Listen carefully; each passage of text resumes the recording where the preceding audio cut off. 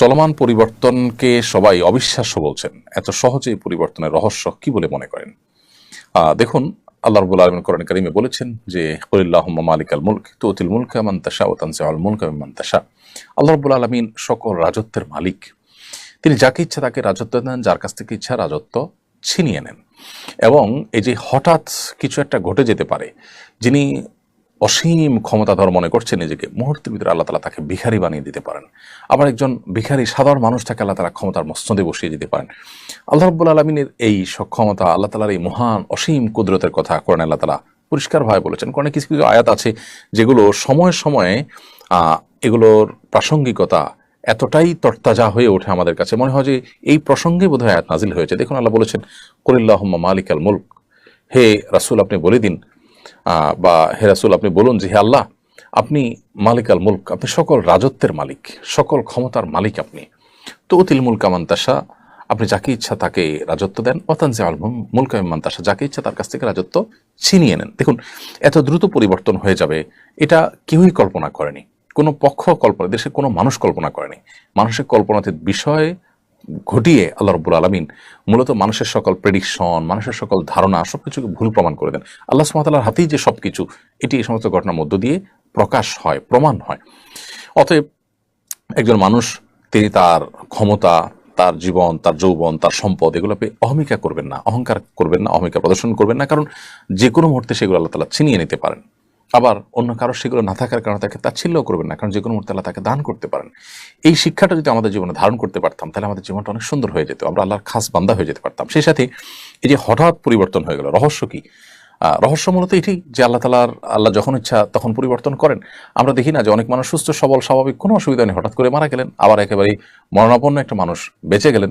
তো এখানে আসলে কোনো বৈজ্ঞানিক ব্যাখ্যা কাজ করে না। মূলত আল্লাহ রাব্বুল আলামিন যে সবকিছুর ক্ষমতা তার হাতে, তিনি যে সবকিছু নিয়ন্ত্রণ করেন, এটার প্রমাণ হলো এই সমস্ত ঘটনাবলী। পাশাপাশি জুলুমের পরিণাম অত্যন্ত ভয়াবহ। আল্লাহ তাআলা বলেছেন কোরআন কারীমের মধ্যে যে লা তাহসাবান্নাল্লাহা গাফিলান আম্মা ইয়ামালুয যালিমুন, যারা জালিম তাদের ব্যাপারে আল্লাহ তাআলা গাফিল উদাসীন হয়ে আছে এমনটি তোমরা মনে করো না।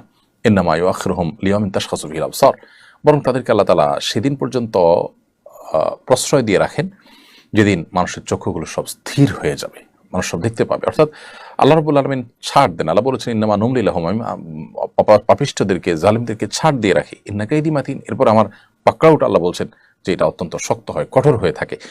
জুলুম যারা করে তাদেরকে আল্লাহ দুনিয়াতে পাকড়াও করে। দেখুন,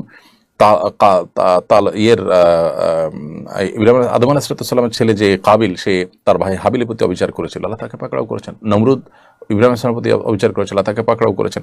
ফেরাউন মুসা আসলামের প্রতি অবিচার করেছিল, তাকে পাকড়াও করেছেন। নূহ আলাইহিস সালামের প্রতি তার জাতি অবিচার করেছিল, তাদের পাকড়াও করেছেন। আদ সামুদ জাতি তাদের নবীর প্রতি পাকড়াও অবিচার করেছে, তাদেরকে আল্লাহ পাকড়াও করেছেন।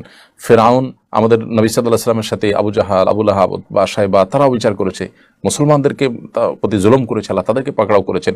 একসময় পৃথিবীর বড় বড় পরাশক্তিগুলো, আমরা জানি তাতারিরা, অনেকেই পৃথিবীতে একেবারে নিজেদেরকে অপরাজেয় শক্তি মনে করেছে, আল্লাহ তাআলা তাদের সবার দম্ভচূর্ণ করেছেন। সো জুলুমের পরিণতি অত্যন্ত পরিষ্কার। যারা জুলুম করে দুনিয়াতে কিছু অপরাধের শাস্তি নগদ দিয়ে থাকেন, জুলুম যারা করে তাদের এই জুলুমের শাস্তিও আল্লাহ তাআলা নগদ দিয়ে থাকেন। এটা এমন একটা শাস্তি যে নবী সাল্লাল্লাহু আলাইহি ওয়াসাল্লাম হাদিসে বলা হয়েছে যে আখিরাতের শাস্তির পাশাপাশি নগদ দুনিয়াতেই পরিণতি ভোগ করান সেই অপরাধগুলোর মধ্যে একটা হলো জুলুম। অতএব আমাদের ব্যক্তিগত পর্যায়ে আমরা যেন কারোর প্রতি জুলুম না করি, কোনোভাবে অবিচার না করি, কারো হক নষ্ট না করি।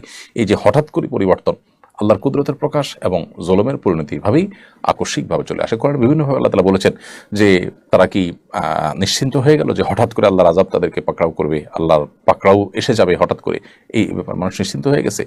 পরিস্থিতি যেটা তৈরি হয়েছে সম্পূর্ণ আল্লাহ তাআলার ফয়সালা এখানে ছিল, আল্লাহ তাআলার সিদ্ধান্ত এখানে ছিল।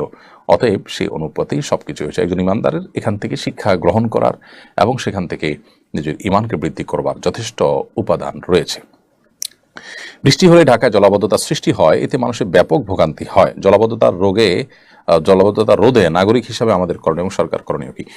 যখনই বৃষ্টি বাদল হয়, এরকম জলাবদ্ধতা তৈরি হয়, আমরা নানা সময় নানা কথা বলেছি, কদিন আগেও এরকমটি হয়েছে।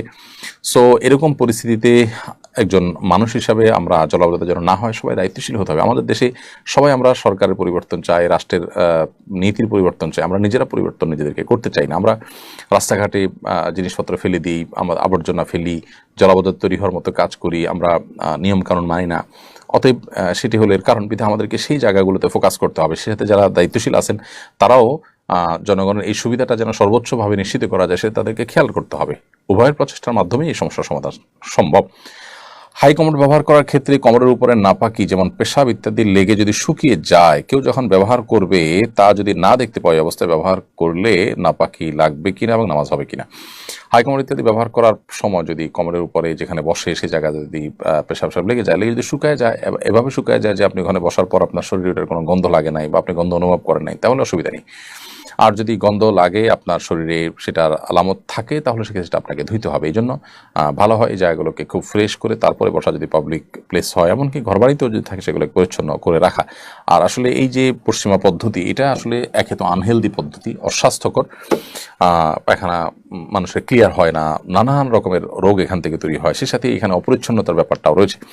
বিধায় এটা অ্যাভয়েড করতে পারলে ভালো, কিন্তু যদি কেউ করেন তাহলে সেক্ষেত্রে অবশ্যই এদিকটা খেয়াল রাখতে হবে যে নাপাকিতে থাকলে এটা পরিষ্কার করে বসবেন। যদি শুকিয়ে যায় এবং বসার ফলে সেখানে নিজের শরীরে সেটা কোনো আলামত, দুর্গন্ধ ইত্যাদি না লেগে থাকে, তাহলে অসুবিধা নেই।